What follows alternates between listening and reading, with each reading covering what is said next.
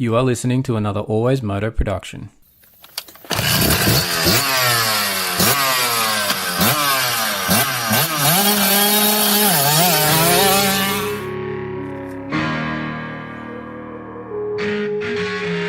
The AlwaysMoto podcast with your host, David Hogan.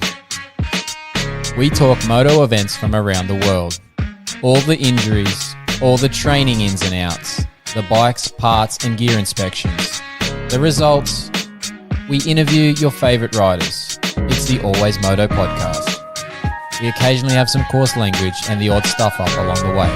If you don't like it or you don't agree with us, turn it off right now. I'd like to remind you that he is not a doctor.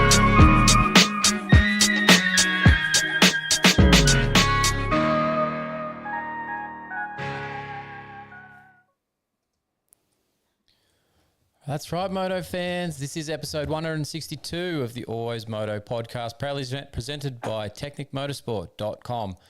I'm your host, David Hogan, the physiotherapist that knows the injuries and fitness needs of our sport of motocross and supercross. And as always here on the AlwaysMoto network, everything is always about moto. This week's show, we're going to look ahead to round 3 of the Boost Mobile Australian Supercross Championship presented by Monster Energy. It's at Cronulla this week, and we're going to chat all about that, as well as we've got an interview with Monster Energy's CDR Yamaha's Mitchell Harrison that we're going to play towards the end of the show. We pre-recorded that earlier, so we'll jump in with that later on in the show. But we are hopefully live on YouTube for what seems like the first time in forever, maybe properly. We're going to get this one worked out eventually, and we're going to bring in the contractor who's going to help us through this show. Here he is, Ben Grinly. How are we doing, Ben? All right. How we going, Dave? I'm actually somewhat okay for the moment. Let's see how long this live stream lasts. It's been quite the process to get to this point.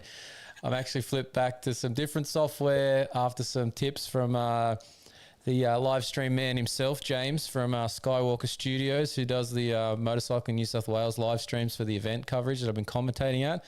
Got some tips from him on the weekend. Hopefully, massive fingers crossed, we get somewhere tonight.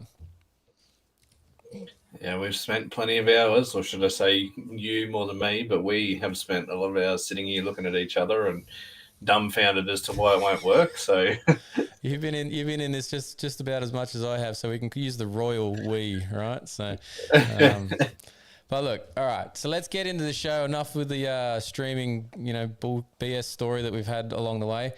Let's get started. Obviously, this is Supercross. Teams out there, Honda, Kawasaki, Suzuki, Yamaha, they all have one thing in common. They use KYB and Showa, and they need genuine parts to service them and produce them, keep them on the track. Now, the KYB and Showa have an Australian distributor, and that is TechnicMotorsport.com. They are in Sydney. And why would you use non-genuine parts, seals, bushes, wipers, when those things are available from Technic Motorsport as genuine parts? They perform better, and they're only a day away with their shipping. If you're not in Australia, that's okay. Technic has a currency converter, a shipping calculator, and they ship daily with DHL. And I think that the American stuff is starting to open back up. I saw in Australia Post, Benny, an ad for them saying that they're back to in America. Tariffs and stuff have changed again, so they must be doing that. So I'm sure Technic Motorsport, all your suspension needs, they're all over it. So hopefully that will progress. Our other show supporters, we've got Duramoose on board. I've actually received my Duramooses this week. Going to get them in the bike probably next week once I've got after this weekend. It's hectic for me coming up with Supercross and the Australian Postie Bike GP. I'll get to that later on. So yeah, we've got the Duramooses to fit up. Hopefully we've got a discount code for those, which you can check the show notes for in a second. Pivot Pegs, Competitive Edge Performance, and Tech 167 3D Printing. They're all on board with the show. Check out their links and their codes in our show notes or our bio. There's links on the bio on the social pages, so you can use those as well. And our t-shirts, big t-shirts. We've got them $25, postage and handling, plus postage and handling. Get you a t-shirt from AlwaysMoto. You need to email info@alwaysmoto.com. Put t-shirt on the subject line and we'll get you payment details via PayPal. Speaking of PayPal, you can just donate to us if you want and keep this show that has been poorly streamed. Maybe we can get some better streaming going shortly with a donation from you. That'd be greatly appreciated. All right, enough with that talk. Let's talk Supercross. Cronulla, round 3. this will mark, and it seems like it only just started because it did literally only 2 weeks ago, but this will mark halfway in the series. Seems super short all of a sudden, Benny. Yeah, well, like we mentioned on the podcast, before round 1 and 2, it's, you get through 1 and 2 and you're at round 3 already, and then it's nearly over. So here we are again. But, everyone, I'm sure, is ready to go and hanging to get to Cronulla. Yeah, look, obviously chatting with Mitchell Harrison today, which you'll hear later on in the show. They're keen, but like you said, they sort of feel like they're still just making some bike adjustments because, like, for him and for Phil Nicoletti, short duration that they're with the team completely in Australia doing testing and making changes, and 2 rounds straight off the bat they can get behind in the points, as both of them have, with some little issues and stuff that went on, clout involved in that, Mitchell just having some moments that we'll talk about in the interview later on. So yeah, they're a bit behind, so I guess the focus for a lot of these guys, one, they're going to make those adjustments, but 2, bounce back. So who do we think is going to bounce back the best in SX1? Do we think it's Harrison and Nicoletti? Do we think it's Clout? Like Clout is probably out of this championship now, but he can make an impact in terms of some singular moto results. Harrison, Nicoletti, not necessarily out, but got a lot of work to do to get into it. Are they going to be the bounce backs, or is somebody else a bounce back for you, Benny? I think you nailed the 3 right there. I think probably Clout out of, the 3 of them, mainly because he's got, loves being that labelled as that top Australian rider. And, the first night in Redcliffe was, not bad to end up on the podium. And then the 2 start crashes on the second round. So he's got a lot to, sort of come back with a vengeance for. But I think also too with the, Harrison and Nicoletti on the bike for a little bit longer, probably a little bit more comfortable and, relaxed now. And probably knowing who they're riding, they sort of know how, people might react compared to, they're not used to riding against the Australian riders. So that probably has a bit of impact as well. So they probably know what they're in for now a little bit. So, yeah, I think those 2 will definitely step up as well. Yeah, look, obviously Clout's probably the big potential bounce back here, and like, it wouldn't be surprised if he got a win in Cronulla as the overall or a singular moto, and went 1-2 or 2-1 or something like that. He has that potential. And speaking of that potential, something that I just thought of as we're chatting around here, Justin Brayton's brought up a few times now that he's, especially in the press conference before Redcliffe's, but he's sort of the belief that Luke Clout is very, very good at Supercross, and that he would have thought by now that he would have had a championship. Now, given the fact that Justin Brayton, JB, is the one that probably stopped him from having one of those championships already, now we've had Dean Wilson, Joe Savacci, Dean Wilson looking likely at this early stage of this championship for this year to be getting it. Is it going to be a career failure for Luke Clout if he doesn't get an Australian Supercross championship? Because there is a potential that this story doesn't end up with that as the crowning moment for him. He's got one in motocross, albeit a bit of an odd one being that first year of COVID when the series was completely shortened. What happens if he doesn't get a Supercross championship, Benny?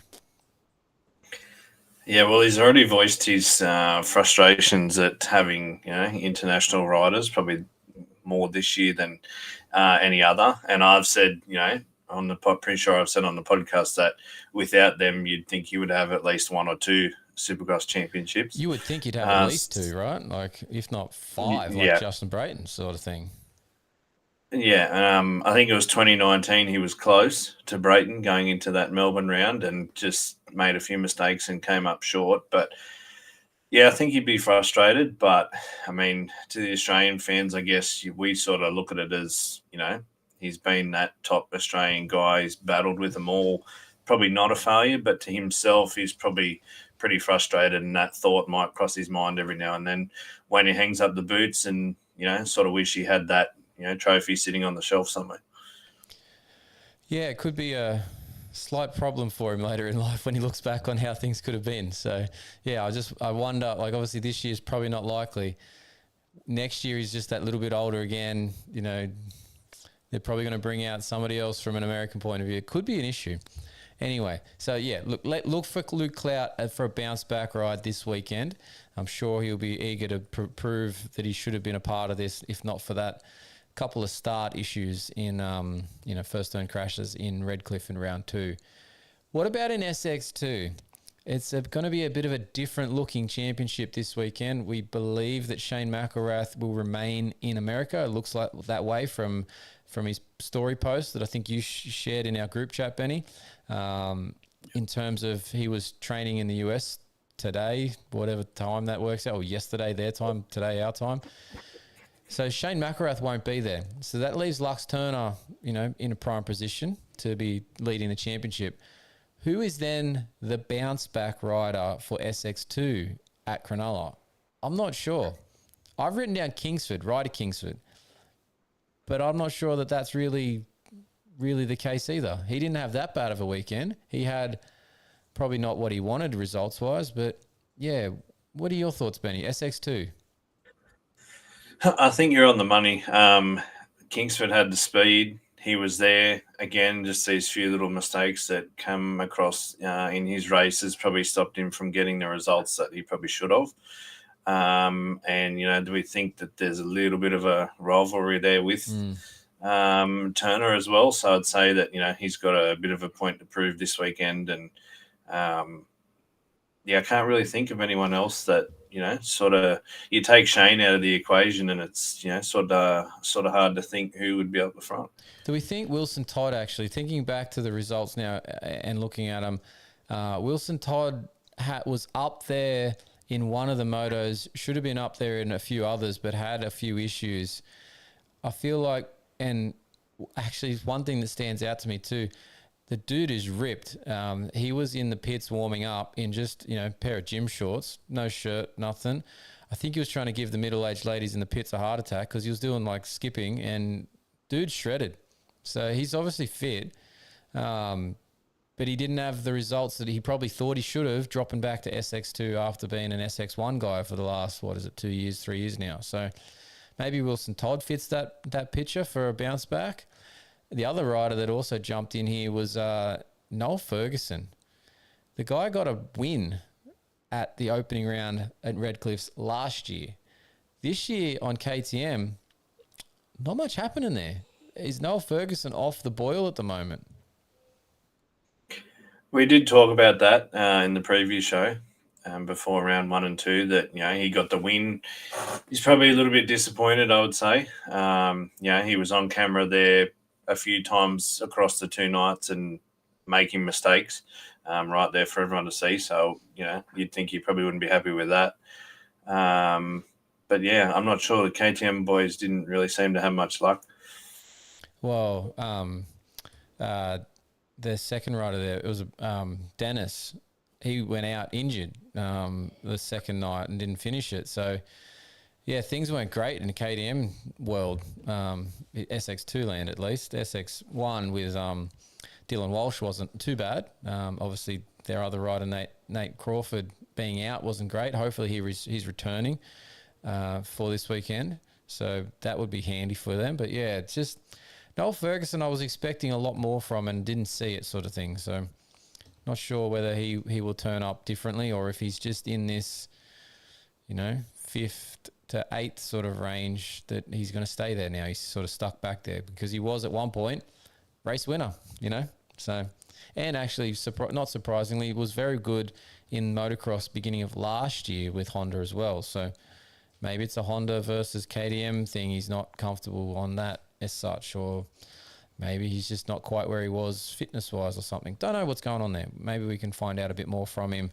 over the weekend if he's at press day as such, So we'll see. Same question, SX3. I think this is an obvious one for who should be bouncing back, and it's the guy that was pretty much qualifying well, hole-shotting heat races, and then basically failing to get a start in the mains, Ryder Malinowski. Not what he probably thought he was going to get coming in being the Supercross Futures in America champion. A second place and then a what was it, a bloody average finish of, I think he was at 9th or 10th or something. I can't remember exactly where he got, but on the second night, but it was poor. Lots of mistakes coming through the field. It's got to be Ryder Malinowski as the bounce back rider to look for in SX3, right? Yeah, our championship pick. I don't know if we jinxed him or what, but Maybe. there definitely needs to be a big bounce back from him. You would think this weekend. Like you said, probably not what he thought he was coming into. Probably thought he was going to be a bit like Parker Ross back in the was it 23, 22, whatever year it was. But yeah, it just hasn't gone that way.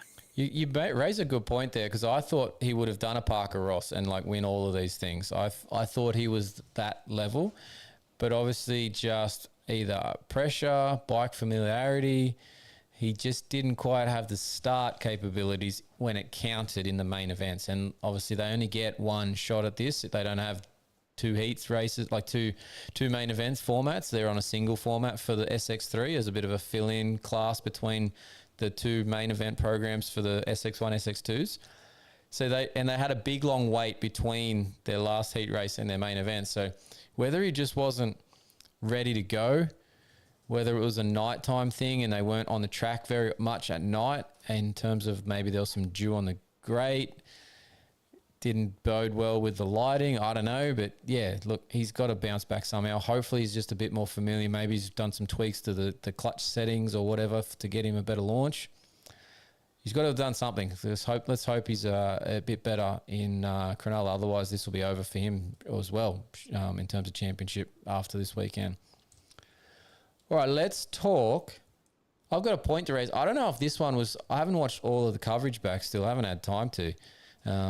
But I don't know if this made the coverage. Did you see Dylan Wills get taken out on night 2 in Redcliffe, Benny?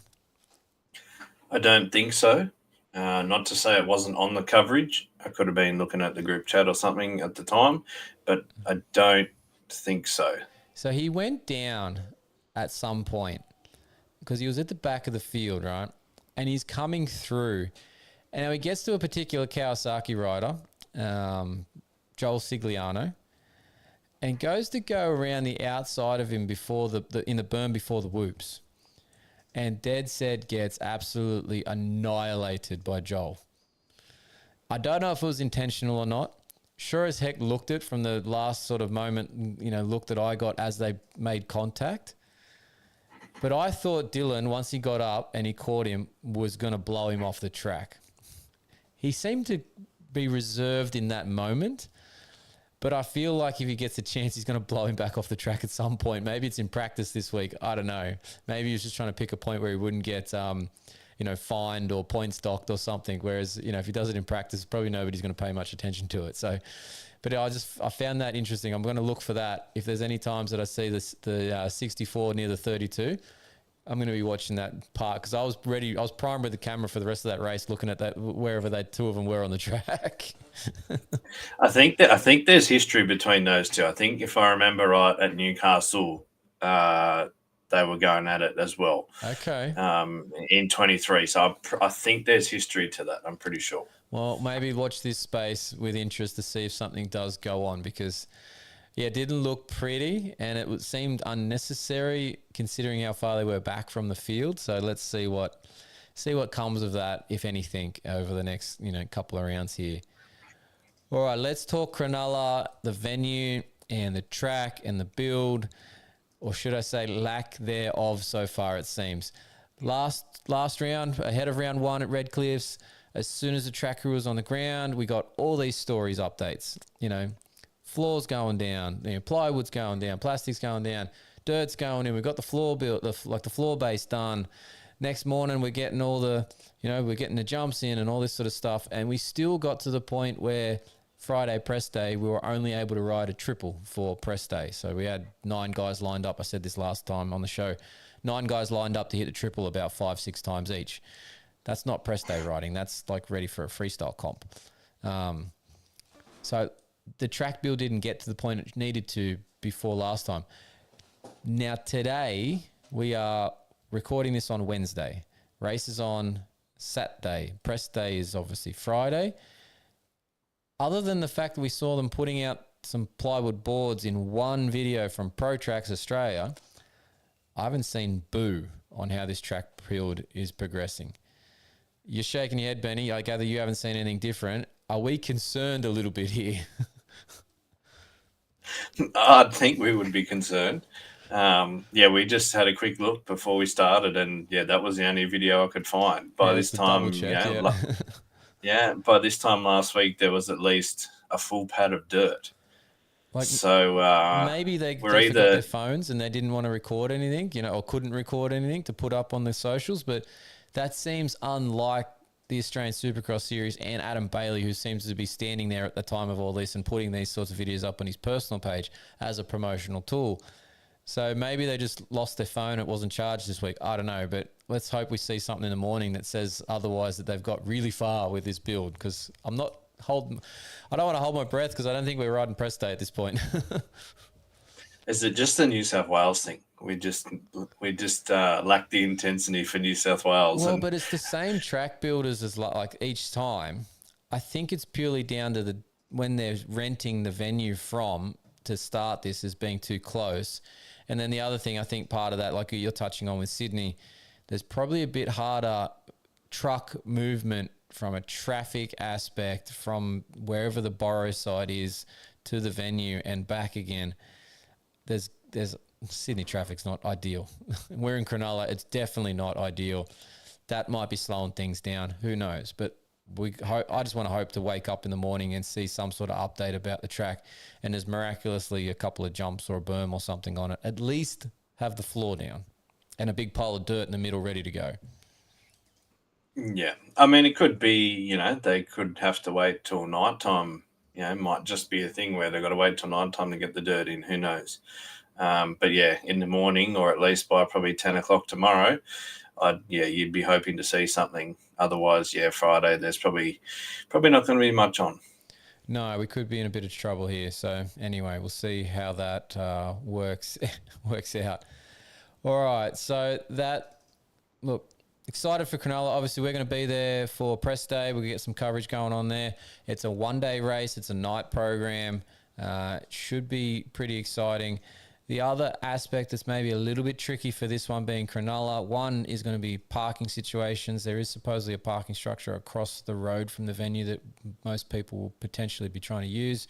But then I don't know where else that's going to be. I haven't looked too closely at that sort of arrangement. But the Fan Fest is reportedly across the road as well. So that's going to make getting in and out of that a little bit interesting. Hopefully they'll have some sort of either traffic control, or they'll close that road to let the riders go across and back, and, media and other fans get in and out quick and easy. I don't know. But this could be an interesting one from a logistics standpoint for venue and fans and just general, goings on of the actual running of the event. Yeah, we said this way back when they first announced Cronulla as the stadium. How do we get the dirt in? This doesn't, it's a busy area. Where do they have the pits? Where, at that point probably didn't know that there was going to be a fan fest, but like Wollongong last year was out in the street. So this is, sort of similar to that, but it's going to be interesting to see how it all pans out. Yeah, obviously it could be a very good event. It might have some issues in terms of access, or, I think the other thing I'm interested to see too, some of the information that's been coming through from AME about, the event and whatnot, they seem to indicate that they might have a lot of ticket sales for this one. So I'm curious to see what the packed house looks like if they do get towards, full venue. Because that would be a really positive thing, but then that would also make this difficult too if there is some access issues. So, let's see. It could be a well-attended event. Most of the New South Wales rounds have been in the past. New South Wales, Wollongong, they've been pretty good. Let's hope Cronulla's just as good. But we'll see how it goes. It's first time for us being Supercross run in Cronulla Stadium, so we'll see what happens. All right, let's let's talk riders in and out for this weekend. Our emergency department, and some of this is not even emergency department. This is just some riders just not being there for a few different reasons. We'll get straight to it, Benny. Shane McElrath, like we just said before, he's not going to be there. He's going to a wedding instead. Must be good to pick and choose some races. Yeah, then I'd say if it went well last weekend and he went 1-1, then there's probably a possibility he does come back. But with the way it ended up, I'd say the sole focus is probably now get to the wedding and then go do World Supercross. Yeah, I suggested that to him the other night when we did that second interview with him after night 2 there, that I think that made his decision, and he was a bit coy on it because he obviously didn't want to say yeah. But I'd gather that would have pushed it over the edge. If he had a 4 from 4, he's turning up because he wants to get wants the bonus check as such. So yeah. Anyway, he'll be out, but yeah, like you said, he'll be back for the World Supercross opener in, I believe that's Argentina, isn't it? If I've got that right. So yeah, that'll be the 1st of November or the 8th of November, one of those two. And then, yeah, he'll be back for Melbourne as well in Australia. So he'll be back for round 4 for our series. Another one that's not going to be attending this one, and not for any other reason other than that he's put up that he's helping out the kids that he trains for a motocross event this weekend. It's the old man Robbie Marshall in number 51 in the SX1 class. He's not going to be there this weekend. So he did reasonably well up in Redcliffe, but yeah, not going to attend this one. So personal choice, I gather. And then we get to the Indian Travellers, Caleb Goulet, Matt Moss, Jack Nunn. They are all going to be absent from this weekend's race. They will be in India for the opening round of the Indian Supercross League. So interesting choice there for those 3 guys, but I dare say that is potentially financially driven. They would have probably got a decent payday to be over there for those teams. Not exactly sure how much each of them is getting, but makes sense if that's what the reason is for. Yeah, and you don't blame them, It goes back to sort of, I guess, what has been said about international riders coming and getting paid to ride here compared to the money that our Australian riders get. Most of these guys work, every day leading up to it and then just travel for Supercross and then go back to work. So, if there's decent money there, you can't blame them for their decision. They've got to support themselves. No, it's pretty easy choice when the money aspect comes into it, particularly these guys. I was looking it up and I can't remember exactly now because I don't have it in front of me, but the prize money for a round win is only $2,500. Now, if Dino's getting $2,500, it's not much in comparison to what he'd probably get if he qualified for a main event in the US. So if these guys are then going to get anywhere near that sort of money to go overseas and have their flights covered and their accommodation covered and any other sort of food or transit travels throughout the time that they're there, as they probably should when they're on those sorts of international assignments, yeah, I'd go for it. 1, for the traveling aspect and seeing the world, but 2, why the hell not if I'm going to be financially better off? All these guys are trying to pay off houses, or Jack Nunn's probably not. He's probably trying to actually get somewhere. He's only young, but I'm sure Caleb is. I know he's got a business. I know Matt's got his own business and his own place. I'm sure they've got mortgages or loans involved with that sort of stuff. So yeah, finances drive people to do certain choices. Yeah, and even just pay for their program to get to, the rest of the rounds. I'd say that'd be a big part of, Caleb's thinking. Well, if you think back to the interviews that I did with him post-race, he was actually saying that doing those international races helped him get more sponsorship for the Australian side of things, which I thought was interesting because I guess it meant more exposure for the brands that are supporting him when he goes over there and races here, and or that the ones that are helping him out over there are potentially paying for stuff here. So, yeah, obviously it's a much better situation for him to be a part of that, even if it is only as a small part. Like, he's only got this ride with Big Rock Motorsport because one of the US riders there, and I'm not sure which one, has pulled out of the SX2 class and they needed somebody. And Caleb filled in last time this series ran. obviously they liked him and he did a good job. They've invited him back at short notice. So, yeah, can't blame the guy for taking up an opportunity when he's going to, financially be beneficial. So, yeah. All right, so those three. So that's 5 guys just from no injury aspect that aren't going to be at the race this weekend. So that's already reducing our starting lineups. In the injury side of things, Reed Taylor's not going to be there. Brodie Conley's not going to be there. Jack Burns not going to be there. Zach Watson's not going to be there. Brock Flynn's not going to be there. Not sure what's happening, like we said before. Nate Crawford, I'm actually going to look that up. But Byron Dennis as well, not sure, because he hasn't posted anything about whether he's in or out at this stage for this weekend. But if you have a look at his social pages or the Australian Supercross page, they shared this one, but they've got his crash where he absolutely goes over the bars and slams himself into the berm at round 1 or round 2, I think it was. So he's potentially capable of riding, but how good is he? How sore is he? Did he have a concussion issue? Don't know. So he's still, a potential what if at this point. But let me just have a look for Crawford as well. If he's put anything up about his status. No, there's nothing new there for him either by the looks of it. Just what he was doing promo-wise with our toilet recovery water man, Reece Walsh at Redcliffe. So don't go there, Dave. Don't go there. Well, look, he was a good promotion guy. So, yeah, he worked out in the end. All right. So that is our list for this point in time with this weekend is in Cronulla. I'm curious what our entry list looks like because that's also not available just yet in terms of each class. We didn't have heaps of people last time, but we had enough to create LCQs. How is this list now with those couple of extra injuries and those couple of extra guys going to different, not being there and just general non-attendance?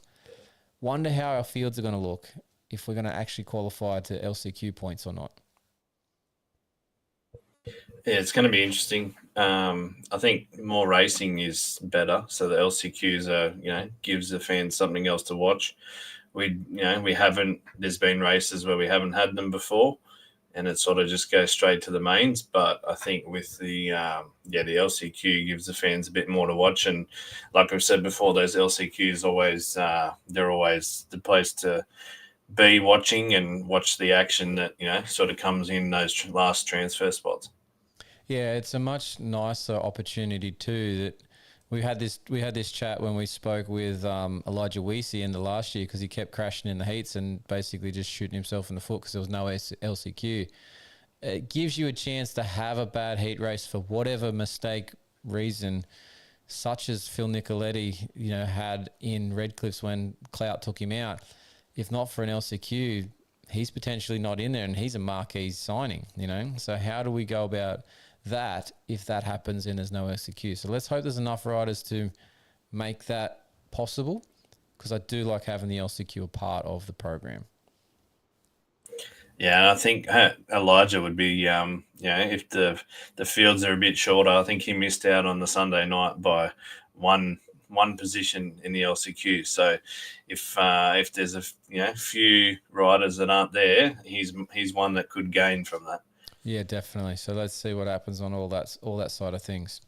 All right, so that is our update in terms of who's coming and who's not, emergency department wise. Let's see if we can pull this off and get our recorded interview up on our screen next. So Benny, we're going to say good night. Thank you for your time. Unless there's something else you need to add before the weekend's events. I've got one thing. Oh, just come one on. quick question. Hit us. So just quickly going back to the talking about the crowd in Cronulla and you saying that from what we've heard, the numbers are pretty big. Do you think so obviously AC is coming this weekend. Do you think that if we do get a packed field, big crowd, is he part of the reason? Or without him, would we still get these numbers?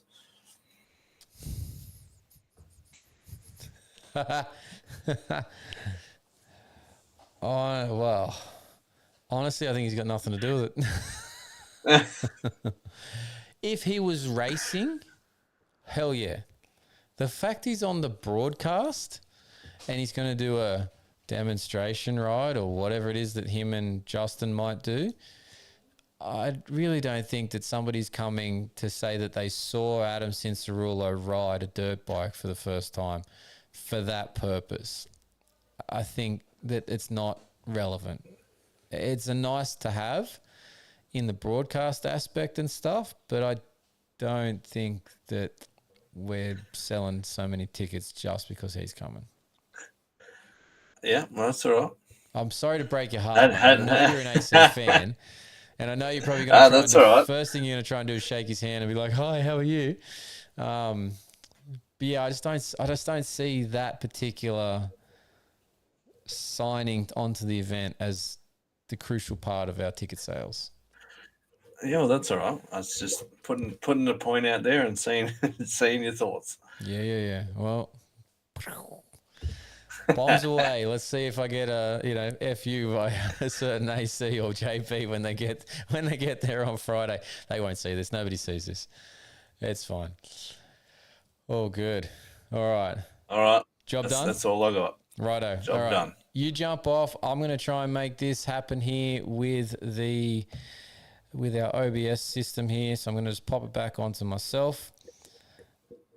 Hold on. Wrong click. That one. All right. So we got our interview. Let's try and get Mitchell Harrison's interview up here and going. And I'll just close off that so we can make this possible from a quicker point of view. All right, let's get our interview. Let's go video and let's go play.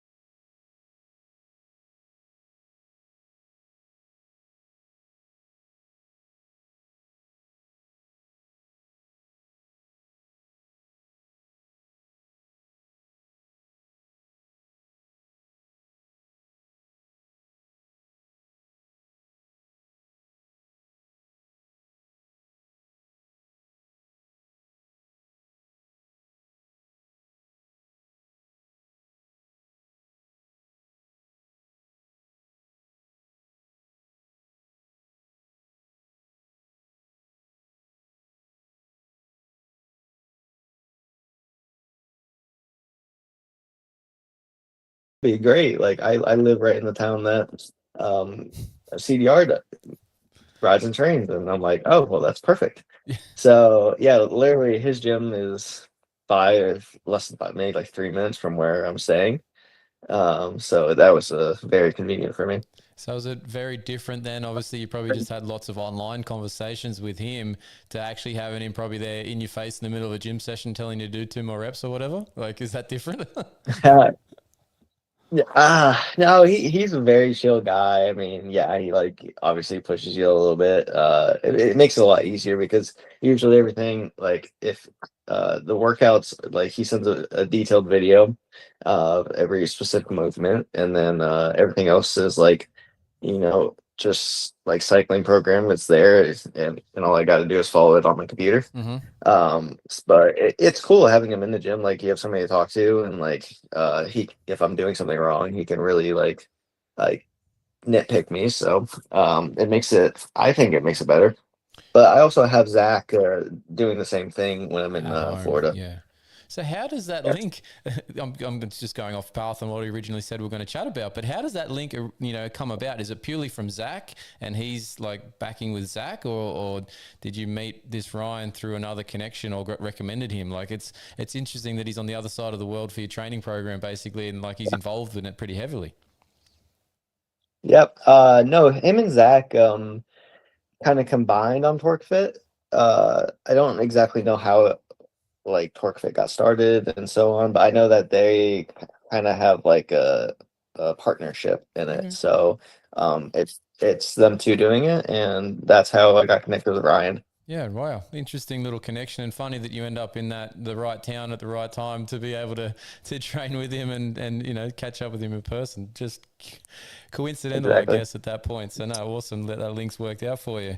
But you mentioned at the beginning of this Exactly. that like some of this this week you've been doing some MotoGP stuff. That must have been a little fun side project to be in the right part of town with Phillip Island, not too far away from where you are, to be able to again go and do that promo Yep. on an off weekend from the racing for the Australian Supercross series. Yeah, that was really cool. I mean, we mentioned it. I actually came about it on just a random Instagram reel or something. And I'm like, oh, that's on one of our off weekends. So Yeah. I asked Craig, and we didn't really talk about it until like a day before. And he's like, "Hey, do you guys want to go?" And it was like, "Yeah, let's go. It's 3 hours away, and it's such an easy drive. Like we took a ferry, like the bottom part of Melbourne, and yeah, it's just a really simple drive over there. And then got the grade A experience with Yamaha. They really treated us like really treated us. So that was a really cool experience. Really cool company. I don't know if like any other manufacturer would really do that, to be honest, but it was so much fun to do. Yeah, like obviously, I think I saw some of the Honda guys down there, like Dino too. But like it's really only probably the two, the Yamaha and the Australian, and the Honda, maybe KTM. But like Yamaha is one of the biggest, if not the biggest, supplier of motorcycles and off-road stuff in Australia. So to be linked up with them at this time of year, it's almost like a perfect timing. If you want to go to Phillip Island, they're more than likely going to have VIP accesses and hospitality Yeah. things, and then even they probably cross promoted and got you signing stuff as well while you're out there, because it probably was people recognizing you there, I'm assuming. So look, it's a win-win, but like you get There was to a enjoy couple. something that you might not have expected as part of this little I'm going to sign and do some Australian Supercross. Yeah, no, it was very cool. It's just been a great experience over here so far. Like I've been really enjoying it. Yeah, nice. Well, it's good that it's kind of lucky at all the timing and whatnot, but yeah, it's nice that you get to enjoy these Yeah. things and not just purely be nose to the grindstone trying to punch out motos midweek sort of thing. So it is meant to be a bit more of Yeah. a fun aspect of coming racing over here. So yeah, that's cool. Yeah. Yeah, I mean, but we're still punching out motos, right? Like we have a really good track about 20 minutes away that got built. So like, me and Phil are out there still grinding, but it's at least we get to come back to a really nice coastal town and we get to do cool stuff on the weekends like that. Yeah, definitely. So talk about, obviously the main reason you're here is the Australian Supercross side of things, and we've had our first 2 rounds, that doubleheader up there in Redcliffe, and we got to chat to you beforehand, and you were really comfortable, really confident in terms of the bike and the team, and obviously it was only a fairly short period that you got to be here and stuff, but things sounded really good on the way in. After the first 2 rounds, the results weren't fantastic. They weren't bad. You had some good shines of speed, but maybe not exactly where you thought you were going to be. Talk to us about the Australian Supercross series now that you're 2 races in.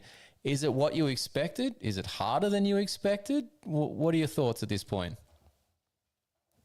I would say it's about what I expected. Definitely different. And then like I knew the riders were going to be good, so I didn't expect to go in there and just be right winning like easily. I mean, I wish it was like that with like how Dean had it.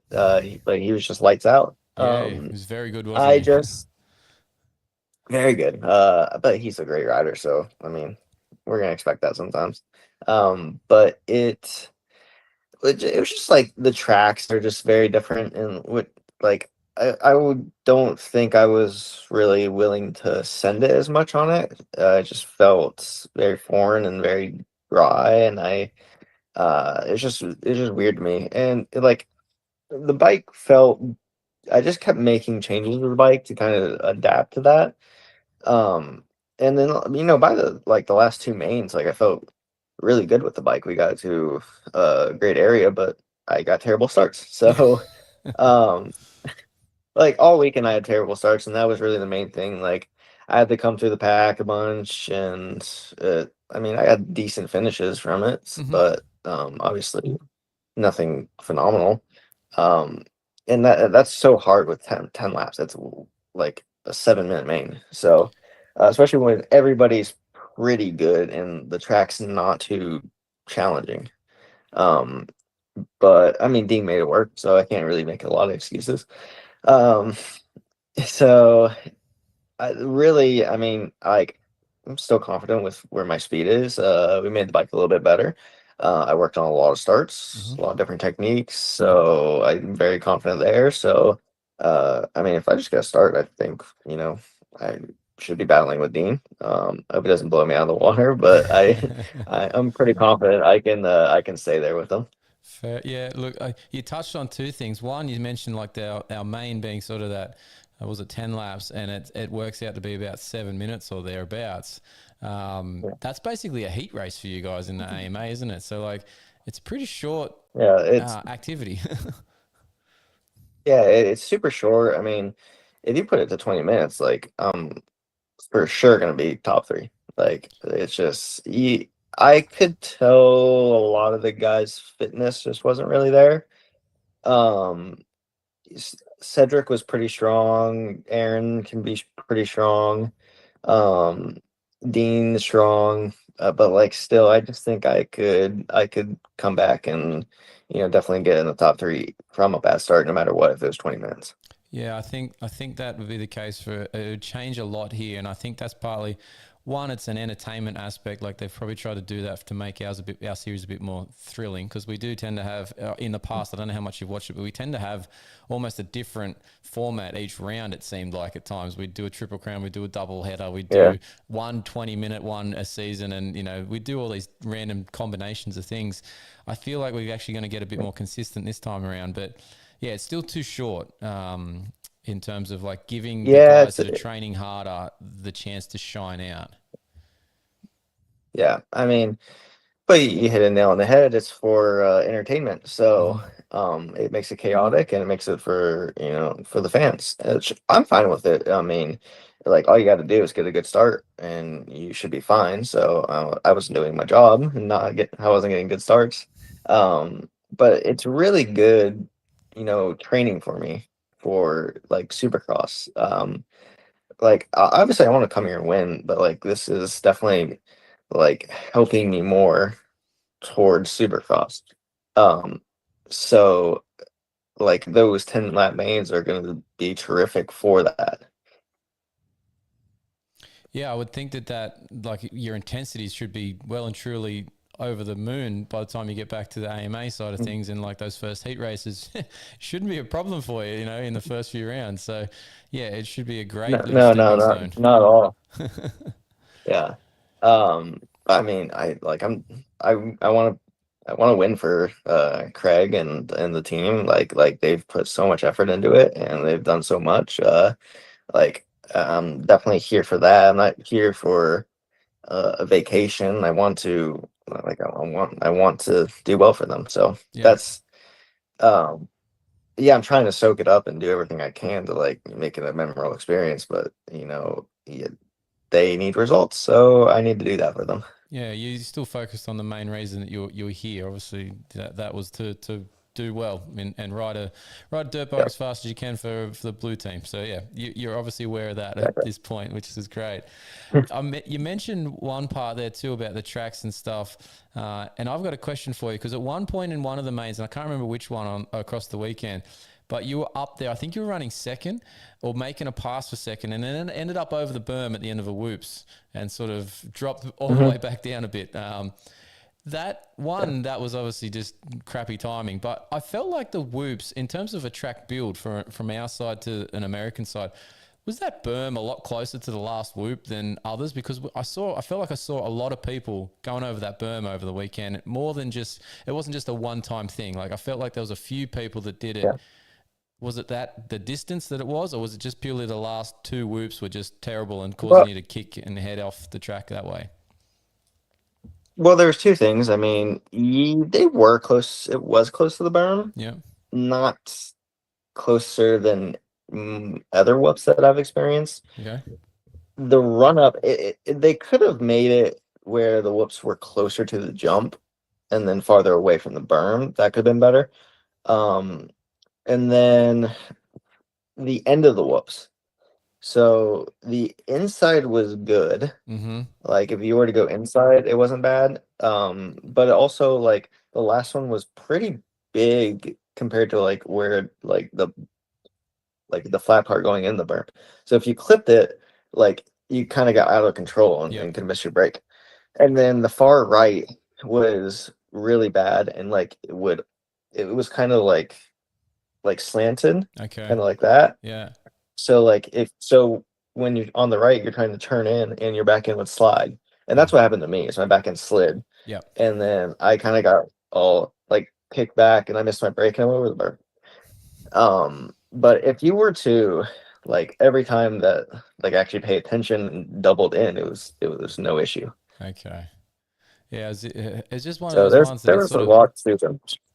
it just seemed to happen a lot that across the weekend. Like there was a few issues there in terms of people going over, but also then getting squirrely and crashing into it and crashing into other people in that corner before the final straight there.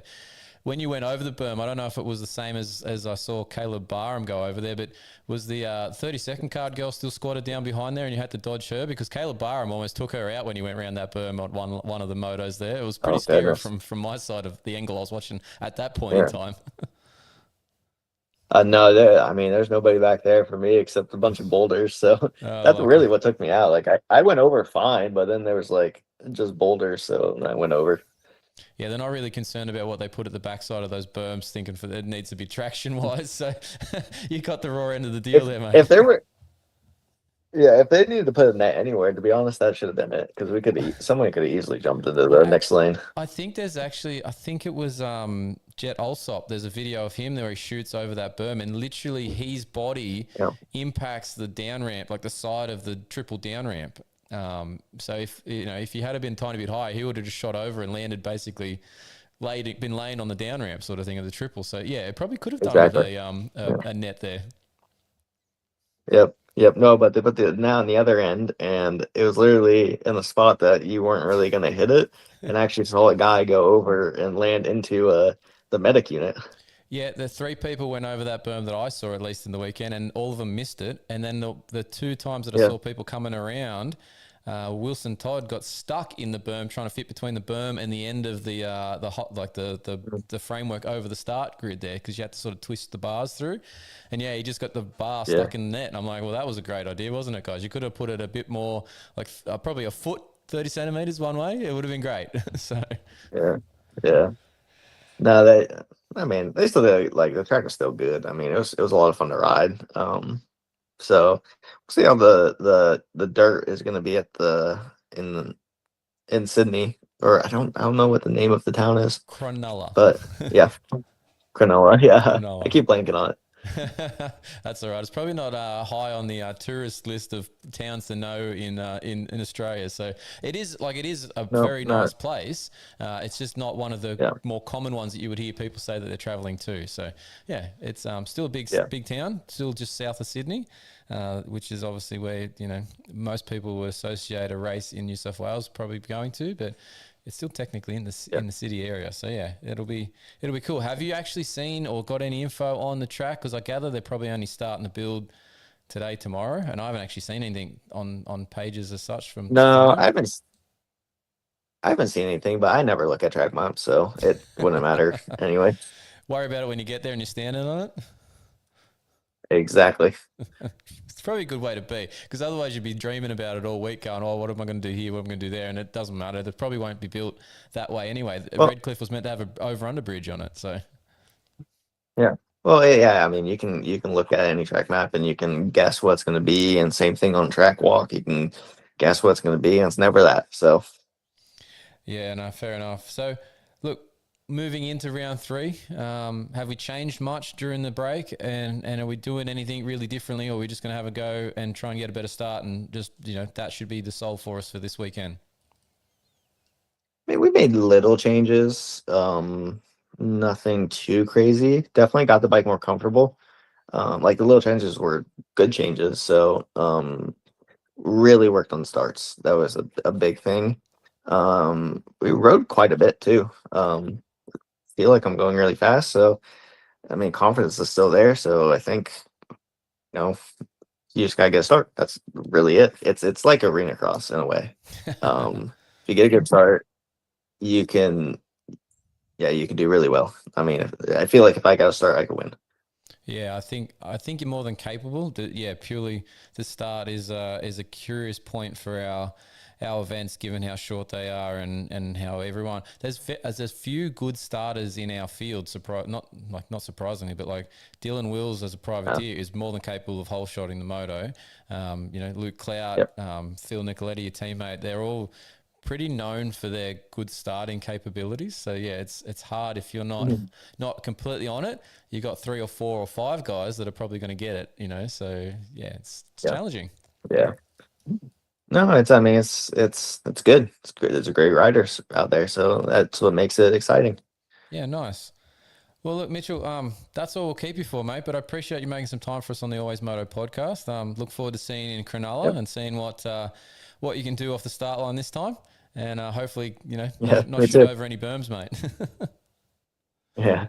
No, yeah, don't. I mean, it actually would have been a really good weekend if I didn't do that. And then my last moto was terrible start again, but I mean, it could have been like I could have been third in points, but we're not too far behind. So Dean's gonna be a challenge as always, but I think you win the rest, there's a chance.